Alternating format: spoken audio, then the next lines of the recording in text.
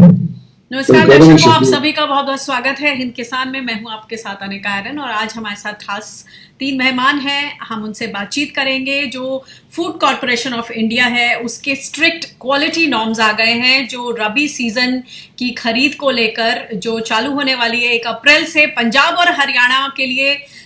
इसके क्या मायने हैं, किस तरह से अनाज की गुणवत्ता पर स्ट्रिक्टनेस है। और इसके पहले भी एक लेटर आया था जिसमें खास तौर से बोला गया था कि जो लैंड रिकॉर्ड्स हैं, जो किसान उसको दिखा पाएंगे उन्हीं से खरीदी हो पाएगी। इस सब को लेकर हमारे साथ 3 खास मेहमान हैं। हमारे साथ हैं विजय कालरा जी, जो कि प्रधान है पंजाब आढ़ती एसोसिएशन के। आपका बहुत बहुत स्वागत है सर। हमारे साथ हैं विकल्प आचार्य जी, जो कि किसान नेता हैं हरियाणा से और ये टिकरी बॉर्डर पर लगातार बने हुए हैं। इस जो 3 कृषि आंदोलन के खिलाफ जो विरुद्ध जो सुर तेज किए हैं किसानों ने, लगातार ये बने हुए हैं। और हमारे साथ हैं प्रोफेसर लखविंदर सिंह, जो कि एग्री इकोनॉमिस्ट हैं पटियाला यूनिवर्सिटी से, पंजाबी यूनिवर्सिटी पटियाला। आप तीनों का बहुत बहुत स्वागत है। सबसे पहले मैं ये समझना चाहूंगी विकल जी, ये जो रूल्स आए हैं फूड कॉरपोरेशन ऑफ इंडिया की तरफ से, अगर हम पूरे देश के किसानों की बात करें, खासतौर से पंजाब और हरियाणा, क्योंकि सबसे ज्यादा खरीदी यहीं से होती है रबी सीजन के लिए, जो ये नए क्वालिटी नॉर्म्स आए हैं और इसके अलावा जो लैंड रिकॉर्ड्स का जो ये एक बंधन आ गया है, बोला जा रहा है on the face of it कि ये तो बहुत अच्छा है, ट्रांसपेरेंसी रहेगी। और अगर क्वालिटी की बात करें तो हम food corporation of India export करने की बात कर रहा है, तो फिर वो जो सारे नॉर्म्स हैं इंटरनेशनल नॉर्म्स वो भी ठीक रहेंगे। लेकिन असल में अगर अंदरूनी और जमीनी हकीकत देखी जाए तो इससे हम किस तरह से समझें और किसानों को लेकर ये कितना अच्छा या बुरा है। लास्ट ईयर अनिका जी, हम बजट पेश हुआ था 1 फरवरी 2020 को, इसी विषय पर बहस कर रहे थे जब एफसीआई का बजट कटाया गया था। जब कहा गया था किसानों के लिए रेल और हवाई जहाज चलेंगे, ये बताया गया था जो कॉर्पोरेट खेती को बढ़ावा देगा। तो निश्चित तौर पर तीनों काले कानून चाहे सुप्रीम कोर्ट ने रोक लगा दी हो, लेकिन अमल में लाने स्टार्ट हो गए। किसान के प्रोडक्ट के ऊपर जिस प्रकार उंगली उठाई जा रही है, जैसे कि किसान ने जो गेहूं है चाहे दूसरी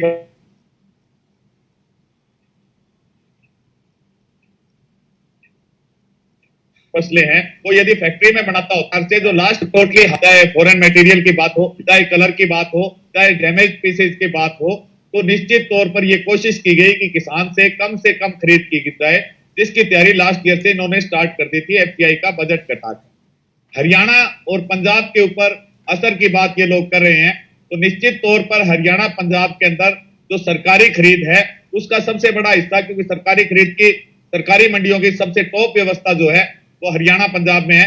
बाकी राज्यों से तो सरकारी खरीद नाम के या एमएसपी पर खरीद ही नहीं होती थी।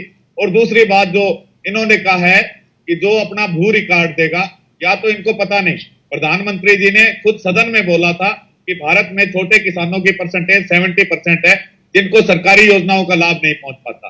तो भारत के अंदर हर एक राज्य के अंदर 60% लोग ऐसे खेती करते हैं जिनका खुद खेत की जमीन नहीं होती, वो दूसरे की खेत की जमीन को किराए पर लेकर या आधे फायदे में लेकर उसको करते हैं। तो उस व्यक्ति के पास कहां से भू रिकॉर्ड पाएगा, कहां से उसका फैमिली आईडी वो इतनी जल्दी, जैसे हरियाणा पंजाब में एक कंडीशन लगाई गई है कि जिस प्रकार आधार कार्ड एक आईडी स्टार्ट की गई, एक नई आईडी फैमिली आईडी बनाने के लिए बोला गया है। वो फैमिली आईडी जिसकी होगी, जिसके लैंड रिकॉर्ड्स के साथ जुड़ी होगी, उसके बाद उसकी फसल खरीदी जाएगी। तो किसान कोई फैक्ट्री या पाकिस्तान से तो अनाज मंगवा नहीं रहा, ना हम हमारी इतनी पहुंच है जो मोदी जी कहते हैं कि देश में कहीं भी अनाज बेच सकता है। हमें तो अपने पास वाली मंडी के अंदर अनाज बेचने के लिए ट्रैक्टर ट्राली का किराया भाड़ा तक हमारे पास अवेलेबल नहीं हो पाता। जब सरकार ये मानती है कि हमारे देश की जमीन में, प्रधानमंत्री जी कहते हैं कहीं भी बेच सकता है, तो जो किसान के खेत में पैदा हुआ है उसकी खरीदने की जिम्मेवारी निश्चित तौर पर सरकार की बनती है। लेकिन जो हम जन क्रांति लड़ रहे हैं, ये लड़ाई हर एक गरीब किसान, खेती और मजदूर भूमिहीन किसान की है। अब सबसे बड़ी समस्या इसमें जो भूमिहीन किसान है, जो गांव के अंदर 60% है, जो जमींदारों की जमीन लेकर और खेती करता है, जिसने भूमि का किराया एडवांस में दे दिया, भूमि का ठेका 60,000 एडवांस में दे दिया, लेकिन भू रिकॉर्ड में तो उसका नाम नहीं आएगा, राजस्व रिकॉर्ड में उसका नाम नहीं आएगा, तो वो अपनी फसल कहां बेचने जाएगा। वो जो ये लोग चाहते हैं कि किसान अपनी फसलें औने पौने दामों में, जो ये प्राइवेट मल्टीनेशनल्स है इनको बेचे, और बाद में ये स्टोरेज करके, जो स्टोरेज वाला ला हटाया गया, तो उसके जरिए स्टोर करके हाँ जी, 3-4 महीने स्टोर करके उसी को गरीब मजदूर लोगों को, जो खेती हर भूमिहीन किसान है या मजदूर है, उनको तिगने चौगने भागों में बोते। तो ये तो तैयारियां तो 2015-16 से स्टार्ट हो गई थी, क्योंकि जो भी सीएलयू के रिकॉर्ड बताते हैं, जो एग्रीकल्चर लैंड से इन्होंने स्टोरेज बनाए थे, उन सीएलयू की रजिस्ट्री हमने हरियाणा में निकलवाई। वो रजिस्ट्रियां सीएलयू में एग्रीकल्चर लैंड को चेंज ये कंपनियां 2015 में करा चुकी थी। तो निश्चित तौर पर सरकार जहां एक तरफ सहारा ले रही है कि सुप्रीम कोर्ट के जरिए कहा कि इन पर रोक लगा दी गई, अमल में नहीं है, लेकिन सरकार इनको अमल में लाने की तैयारी स्टार्टअप शुरू कर चुकी जी।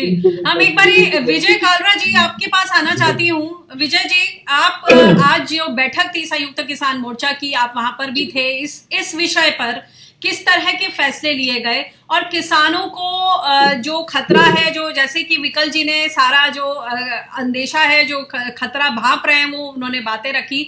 आड़तियों की तरफ से किस तरह का आपका क्या स्टैंड है और आज की बैठक में इस विषय पर किस तरह के फैसले लिए गए? देखिए मैम, ऐसा है कि ये जो 3 कानून आए हैं, ये उसी की शुरुआत है।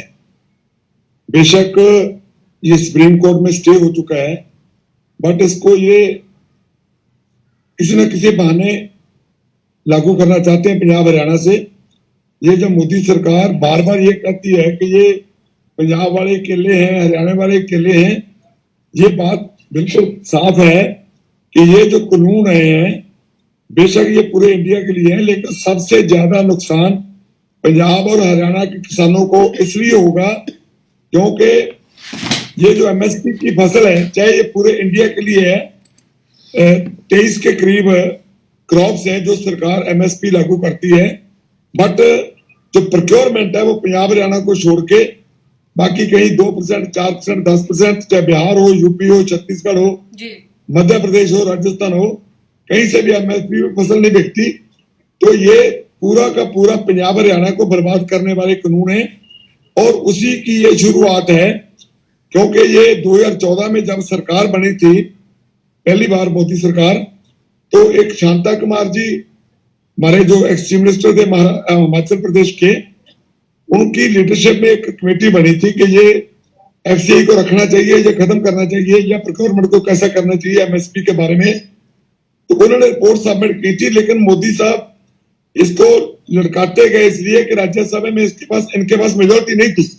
अब समय आ गया, मेजोरिटी आई, तो इन्होंने 2020 में 5 जून को इसका कोरोना महामारी का जब क्रॉप पूरे विश्व में था, इंडिया में था, लॉकडाउन के दौरान इन्होंने ये जो ऑर्डिनेंस लाए हैं, इससे साबित हो रहा था कि ये इतनी आनंद फानंद में जिसकी कुछ जरूरत नहीं है, जल्दबाजी में क्यों लेके आए हैं। इन्होंने सोचा था कि ये लोग चुपचाप सहन कर लेंगे और ये लागू हो जाएगा, लेकिन किसानों ने समय को पहचानते हुए सारा उसको स्टडी किया, तो उसके साथ ये सारी एजुकेशन की शुरुआत हुई। तो जैसे मेरे से पहले जो अपने फार्मर आगू थे बोल रहे थे कि ये जो फसल किसान बोता है तो उसकी जो क्वालिटी है वो डिपेंड ऑन नेचर है जी। ये आप कहते हैं, देखो राइस पंजाब में सबसे ज्यादा सरप्लस स्टेट है, हरियाणा सरप्लस स्टेट है। तो अब इन्होंने कह दिया जब 60 लाख मीटर टन अभी राइस मिलर में पड़ा है, तो कहते हैं कि इसमें फोर्टिफाइड डुप्लीकेट चावल मिक्स करके दे, ब्लेंड करके दे, क्योंकि पॉसिबल नहीं है। उसकी मशीनरी का 1.5 करोड़ रुपया लगता है और 2-3 महीने मशीनरी लगाने को पड़ता है, और 1 मार्च से उन्होंने मिल्क बंद कर दी है। तो वो भी पंजाब को बर्बाद करने वाली बात है। जब राइस मिलें बर्बाद हो जाएंगी, तो जब नेक्स्ट ईयर में पैडी आएगी मंडियों में तो नहीं बिकेगी नहीं। तो यही इनकी चाल है।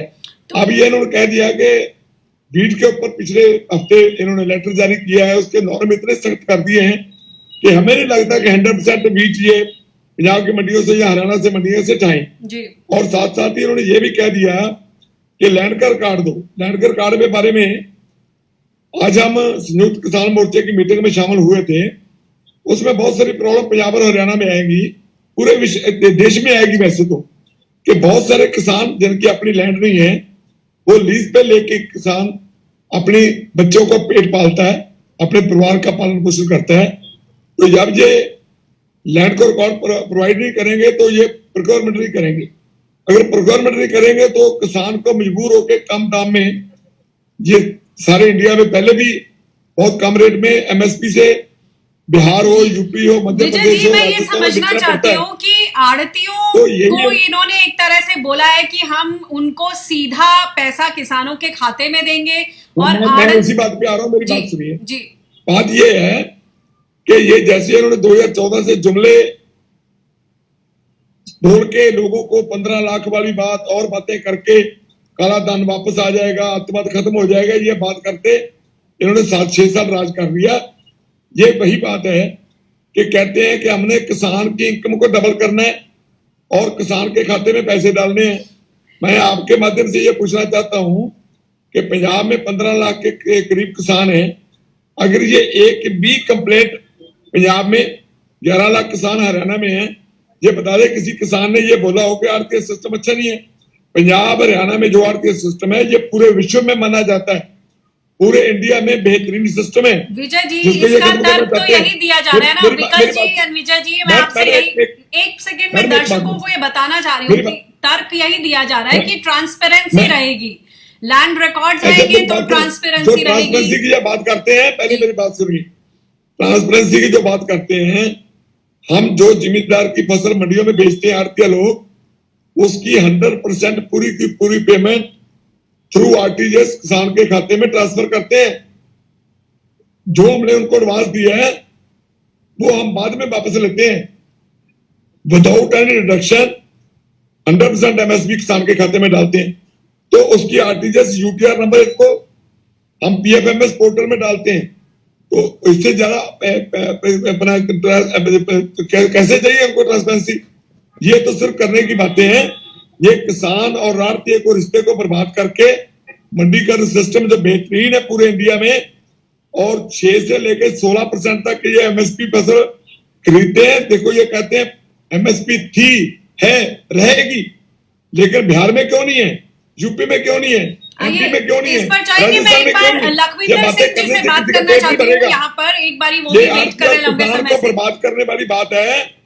तो ये अगर लागू होता है तो पंजाब और हरियाणा का किसान पहले बर्बाद होगा, बाकी देश का तो किसान पहले बर्बाद हो चुका है। जी विजय जी, तो ये सारी बातें कर रहे हैं, ट्रांसपेरेंसी वाली कोई बात नहीं है। ये लोगों को मूर्ख बनाते हैं। ये समझते हैं जो किसान बॉर्डर पे बैठे हैं इनको भी समझ नहीं है, जो पीछे से सपोर्ट कर रहे हैं उनको भी समझ नहीं है। ये बातें करने की है, ये देश को बर्बाद कर रहे हैं। लेकिन आज संयुक्त किसान मोर्चे ने फैसला किया है, पूरे भारत में कोई किसान अपनी लैंड का रिकॉर्ड नहीं देगा किसी स्टेट में भी। और इसी के रिगार्डिंग 19 तारीख को पूरे भारत में, पूरे इंडिया में हर स्टेट में किसान और आड़तिया इसका जो मेमोरेंडम बना के अपना ये प्राइम मिनिस्टर के नाम पे देगा, और 26 को पूरा भारत बंद होगा। और कल को ये हमारी जो पंजाब की 32 किसान जथेबंदी है पंजाब हरियाणा की, ये मीटिंग करेंगे।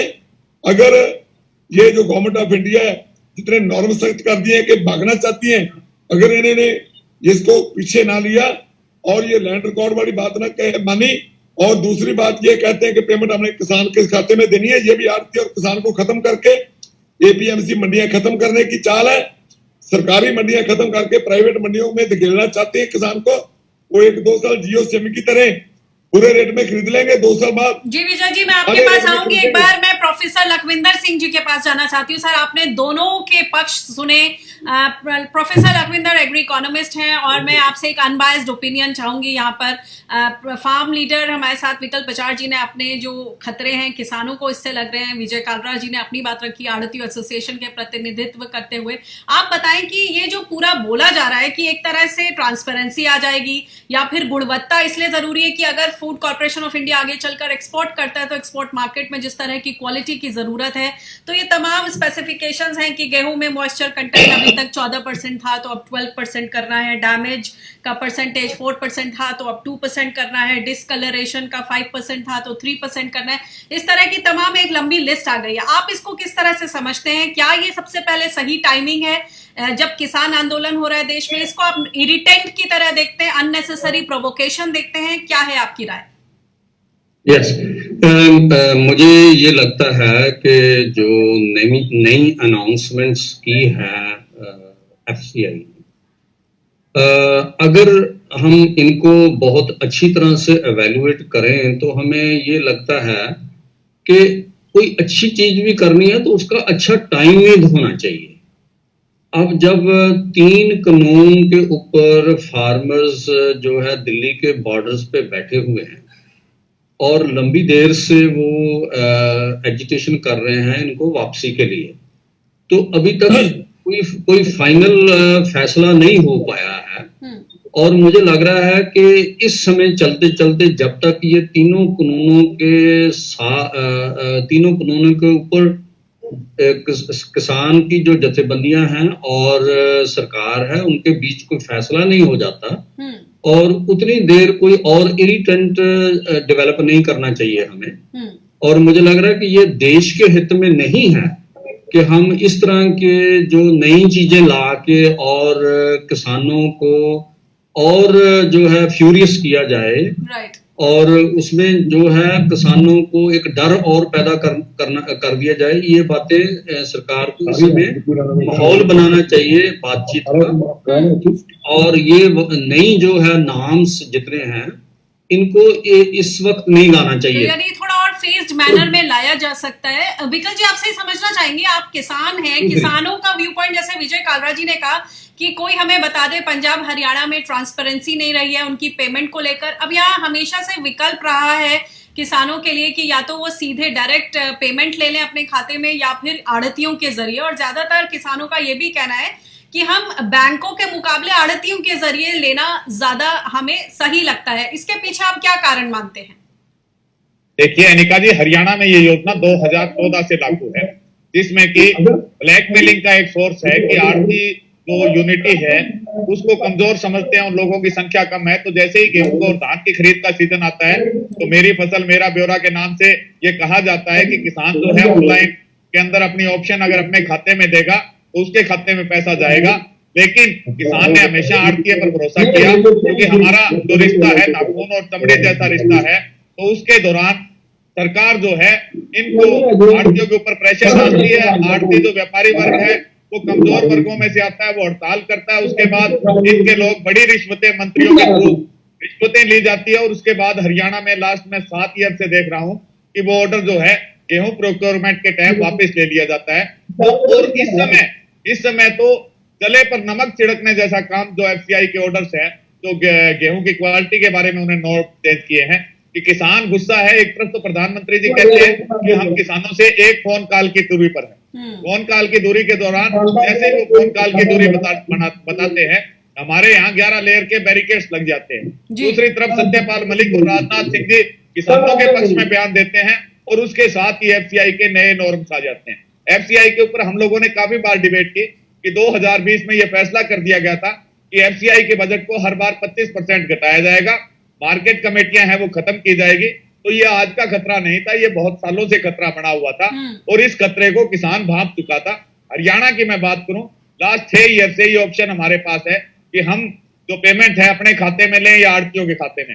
हरियाणा के 100% किसानों ने ऑनलाइन ऑप्शन के अंदर अपने भाई आड़तिये के थ्रू, क्योंकि वो हमारा सुषमा जी का आपने भाषण सुना होगा, एटीएम है। एटीएम का मतलब एवरी टाइम मनी अवेलेबल है। जब भी हमें रात को जो अगर केसीसी बनाते हैं हम बैंक से, तो एक फसल के ऊपर वो एक बार पैसा देते हैं। उसके बाद हमारा बच्चा बीमार हो गया, बेटी की शादी आ गई, कोई बड़ी आपदा आ गई, तो उसके बाद सरकार कहती है जब आप पिछला पैसा भरोगे तभी आपको नेक्स्ट क्रॉप के ऊपर फसल में पैसा मिलेगा। तो हमारा क्योंकि रिश्ता हजारों सालों से जुबान का रिश्ता था, उस रिश्ते को खराब करने की कोशिश, हमारे भाई को बदनाम करने की कोशिश, ये आपको लूट रहे थे, ये हमें लूट रहे होते तो हम तो कब की तरह हरियाणा पंजाब के अलावा राजस्थान में आप देखेंगे कहीं आर्थिक व्यवस्था नहीं है, बिहार में नहीं है, महाराष्ट्र में नहीं है, मध्य प्रदेश में नहीं है। अगर ये रिश्ता इतना लंबा चल रहा है तो उसका कारण विश्वास रहा है और हमने विश्वास 100% जताया। पंजाब के साथियों का मुझे पता नहीं, हरियाणा में व्यवस्था 7 साल से चल रही है, 7 साल से ये व्यवस्था फैल है, केवल व्यापारियों को ब्लैकमेल करके उनसे बड़ा धन जो है वो सरकार के लोग लेते हैं। विजय जी, मैं आपके पास आना चाहती हूँ, जरा ये समझाएं कि असल में आड़तियों को विलन क्यों बना दिया गया है? क्या डर है कि किसानों को लग रहा है कि हमें बैंकों के जरिए पैसा ना मिले, बल्कि वो आड़तियों के जरिए ज्यादा प्रेफर कर रहे हैं। मुझे सिर्फ ये संक्षिप्त में बताएं कि बैंक के जरिए अगर ये पैसा मिलता है तो इसमें हर्ज क्या है, आप लोगों को क्या दिक्कत है? सरकार आपको कमीशन देती है, सीधे वो किसानों के खाते में पैसे डालेंगे, तो इसमें दिक्कत क्या है? उनको डर किस बात का है? देखिए मैम, जब इलेक्शन होता है ना, तो ये जब वोट मांगने आते हैं बीजेपी वाले तो कहते हैं व्यापारी भाइयों, आज कहते हैं दलाल भाइयों, भाइयों तो कहते नहीं, दलाल हमारे को बिचौलिए और कई तरह के हमें ये नाम बता रहे हैं। ये इनकी फितरत है बीजेपी वालों की। इनकी डर क्या है सर? अच्छी डर नहीं है। बताइए मुझे, किसानों को क्या डर है? क्या उनके पैसे कट जाएंगे बैंकों से? मैं बताता हूँ, मैं बताता हूँ। पहली बात तो ये कि 17,000 करोड़ रुपए से ऊपर पंजाब के किसानों के ऊपर कर्जा है, लोन है, जो बैंकों का एनपीए हो चुका है। किसान के पास इतनी हिम्मत नहीं है कि वो अपना लोन वापस करे। इंटरेस्ट तो वापस करने वाली बात ही नहीं है, उसका जो रकम है प्रिंसिपल अमाउंट भी वापस करने के काबिल नहीं है। तो इनकी ये सोच है कि 1 साल 6 महीने 1-2 फसलें किसान की पैसे डायरेक्ट देके उनको खुश कर दे, और तीसरी फसल में किसान के पैसे देखो। जब लैंड कार्ड आ गया, उसका आधार कार्ड आ गया, पैन कार्ड आ गया, तो बैंक में इंडिया में कहीं भी अकाउंट हो किसान का, तो वो साथ में उसके नेशन से उसको पता चल जाएगा कहाँ का अकाउंट है और कितना लोन है। तो वो सारा पैसा जो प्राइवेट बैंक के हैं वो कारपोरेट घरानों की हैं,